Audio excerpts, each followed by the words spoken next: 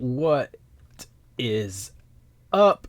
Good morning, good evening, good afternoon. It's me, Imprayer. We're back. We got another one for you today. This time we're coming with the loaded 2014 NBA draft 8 years later. So these are always crazy to watch. It's crazy to see where certain players got drafted to, who were busts, who were flops, who actually went on to be like some of the best players. It's always good to see. So let's see. I don't exactly. So you got Andrew Wiggins, Joel, Aaron Gordon, a loaded top five. Incredible storyline from this draft. Andrew Wiggins goes first overall. Prospect that was crazy, especially defensively. They felt like he would be a really great two-way wing, but LeBron comes back to Cleveland. They get the first overall pick in the draft, and they get rid of him immediately going to go and try and to get Kevin Love. Titles, and so they trade this pick for Kevin Love. They win the title with Love in 2016, which changes the championship trajectory of that season potentially if they don't make this move.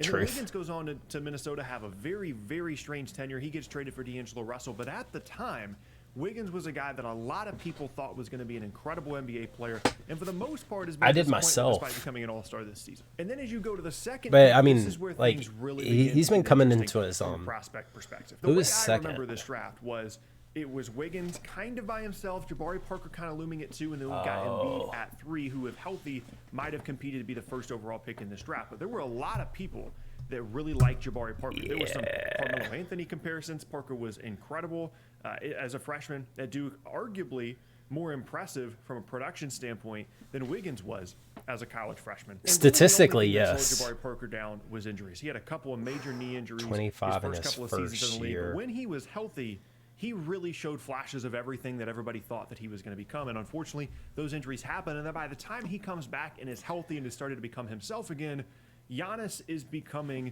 Giannis, and suddenly it's not his team anymore. There's a very weird dynamic. They move on from him, and Giannis does what he does. But this is a crazy what if from this class. If he could have stayed healthy and potentially been a duo alongside Giannis. And then at number 3 is what I feel like is the true start of the process. With his shooting ability next to Giannis, it's really when they go out and they get Joel Embiid, because he fits the mold of what the process was about. He was hurt in his first season, so they were able to tank again the following year. It took him some time to develop, but when he did, he became truly one of the best players in the league, and that was always the goal of the process, was to be bad, to get a top 5, a top 8 player, an MVP candidate, and that's what Joel Embiid has become. But in the beginning part of his career, nobody knew if he was ever going to be able to be healthy enough. I still remember to be that. A good NBA player. They gave him that first contract initially, and everybody was like, "What is this?"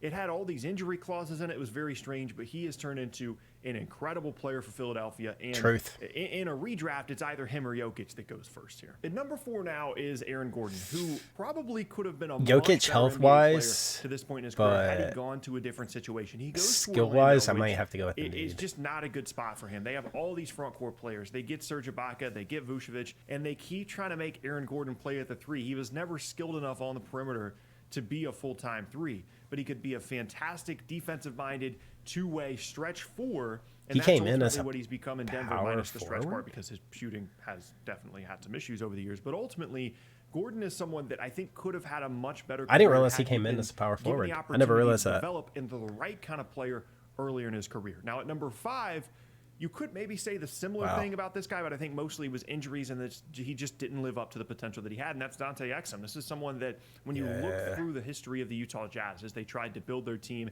in the Gordon Hayward era and then now into the Donovan Mitchell era, before Gordon Hayward's injury, oh my goodness, he was so good. Some of the other guys that they could have had in this class, to end up with someone in Dante Exum that unfortunately could just he's still good since his injury, but developed, is a huge miss for them. A lot of people really he's not the same player he was before that. The potential for him to be a really good two-way player. I feel like him and Frank Ntilikina kind of fall into the same group here, where it's like if they're healthy and you're only watching them on the defensive end of the floor, you're really impressed, but everywhere else it just kind of fell apart. At number 6 is another incredibly interesting pick, and it's Marcus Smart. And if he had come out for the draft after his freshman year at Oklahoma State, there were plenty of arguments to be had that he might be a top I forgot 5, he was in this draft. In that draft the year before. Keep in mind, 2013 is the really weird, like, Giannis draft. Anthony Bennett going first, Victor Oladipo going second. Marcus Smart very easily could have competed to be the first pick in that draft. He decides to come back to Oklahoma State, and the interesting thing is, He was basically a point guard at Oklahoma State. He didn't necessarily have the ball in his hands all the time, but he definitely was more of a primary ball handler guy than what he became in Boston, where he was this weird off-ball combo guard that also was an incredible defender. He's turned into a really great player for Boston, Sure. but it's weird how much his role has shifted throughout the years. We'll go a little bit faster here now. At 7, we have Julius Randle, who goes to the Lakers, immediately hurts his leg. Then he goes to the Pelicans, has a nice year, goes to New York, becomes an All-NBA caliber player, gets this huge contract. Doesn't have a fantastic year this year, but at 7, that's pretty good value if you're getting an All-NBA caliber player at 7 in a draft class that isn't. I forgot that he incredible, was at in that least draft. all the way at the top. At 8, Him and Marcus is Smart, I Nick thought were a Stauskas, little bit who younger. lasts just Honestly, 1 year in I really thought they were a little bit younger. Loving this new. That just tells you how confusing all the drafts get. Remembering what players come from what years, it's just too much to remember. Sometimes you can't remember everything. I mean, you can try, but there's sometimes where you can't remember it all. That's insane, though. The 2014 draft was pretty stacked. Following off season, barely plays it all for them, has not really stuck around the league at all. In a similar way, at number 9 is Noah Vonleh, who played 25 games with Charlotte before getting traded after just 1 season as well. He ends up getting traded to Portland, has basically had no impact in the NBA. At number 10 is another trade. This pick is Elfrid Payton. This is a selection that Philadelphia initially got in the Nerlens Noel Drew Holiday swap from the year before, but then they trade back once again as well to get Dario Saric at 12. They get a future first in this deal as well. Elfrid Payton had some good moments. That's a good Looked deal. like an interesting player, never really developed into the kind of two-way guy that people hoped that he would be. As long as it's and like ultimately, Philadelphia won this trade by trading out of the this. 11 is a really crazy one. The earlier half. Doug If you McDermott get a goes good player 11. at that, or you can Chicago retrade. trades 2 picks, 16 and 19, to move up to 11 to get Doug McDermott. And typically, trading up in the NBA draft is a very good idea. The problem for them, as we'll get to later, is that 16 and 19 became Yusuf Nurkic, who's a very good player, and Gary Harris, who also was very good for Denver through that kind of middle stretch before Jokic became Jokic. That is a trade that, in hindsight, doesn't seem like that big of a deal, but really provided some building blocks to Denver to kind of create this roster they have now. At 12, as I mentioned, is Dario Saric, That's someone questionable. I've always kind of liked. I've still never really given up on. Unfortunately, he had a knee injury last year, but in his time in Philadelphia was a really interesting stretch for alongside Joel Embiid. Could play make, could score. Was probably miscast in his role as just an off-ball spacer in Philadelphia at times. Very interesting player. 13 is Zach LaVine. He goes to Definitely Minnesota. could have They gone a also lot get higher. Andrew Wiggins in this, and then obviously later on they trade LaVine in exchange for Jimmy Butler, and that doesn't go well. But LaVine was such a polarizing prospect because in a similar way with Russell Westbrook a handful of years ago, he became this late riser in the draft process where he's an incredible athlete as a combo guard, but nobody really knows what his NBA ceiling is, his NBA role is. He starts moving up in the draft and all of a sudden is a lottery pick and has developed time over time to become an all-star and potentially an all-NBA caliber player as well, despite a knee injury that could have derailed his career. He's been unbelievable. 24 was Shabazz Napier, fresh off of a college basketball national championship. LeBron really loved Shabazz Napier for whatever reason, and the Heat trade up to 24 to select him, and then LeBron ends up leaving. And then at 25, we have Clint Capella. I remember watching this draft at the time, and there were a lot of people that did not like the selection. They didn't understand in the why he 2014 went draft in the first also? round. They didn't understand what his NBA role was supposed to be, and he ended up becoming a perfect fit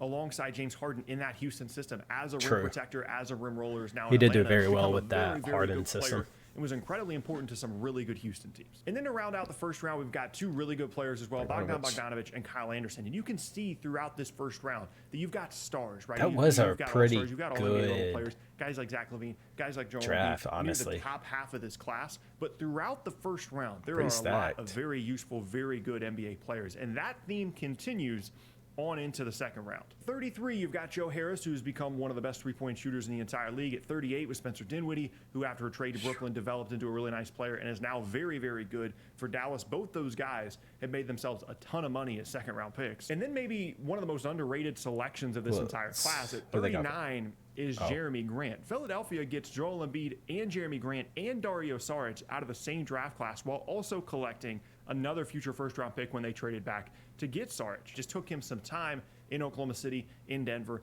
and now in Detroit. But if he had become what he is in Detroit now, in Philadelphia, they might have been unbeatable. It's kind of incredible to look back on some of the development stories that came out of Philadelphia, especially in the second round, are undrafted players. And then at 41 is the big one. During a Taco Bell commercial on ESPN, Nicole Yokic was drafted 41st overall in this class and has become an MVP, might win another MVP this season. Yeah. And there's really no parallel for this. He's the latest drafted MVP in league history. It's not particularly close. It's him at 41, and then it's Giannis and Steve Nash at 15. It's not close. He's the only second-round MVP in league history, and we just that's nobody insane. anticipated The him becoming only this. He wasn't in fantastic second shape as a draft prospect. He was round obviously skilled, but from an MVP. athleticism standpoint, That is there were massive insane. question marks as well. But he has become arguably a top 5 passer in the entire league. He's become much more aggressive from a scoring standpoint over the last couple of seasons and is arguably the most valuable player in the entire league as the 41st pick in a draft. But that's not all from this class. At 48, we've got Dwight Powell, who's become a nice player. 49 was Jordan Clarkson. Again, another guy that is either going to be the 6th man of the year this year or be very close, someone that is turned into a really good bench scorer, was good for those LA teams as well. And then even some undrafted players, Tyler Johnson, Torrey Craig, Kem Birch, Langston Galloway, and that completes the case for this potentially being the deepest draft in NBA history. When you go all the way from 1 to Andrew Wiggins, who's become an all-star, all the way down to 41, which is Nicole Yokic, who won an MVP. I don't know. Some of these undrafted guys like Torrey Craig, Langston I don't know Galloway, about that because there were a lot of flops. If you just take the top 20 to 25 players from this class and stack it up against the top 20 to 25 from any other class, you could very easily argue that this is as deep of a He may draft actually class be right of there. usable NBA players He may be right. that we've ever seen. He may be right. I might have to agree with that. I'm not 100% sure, but I might have to agree with him. That was a good video. I enjoyed that. 2014 draft was actually a lot deeper than I realized. That was a cool watch. Hope you guys enjoyed.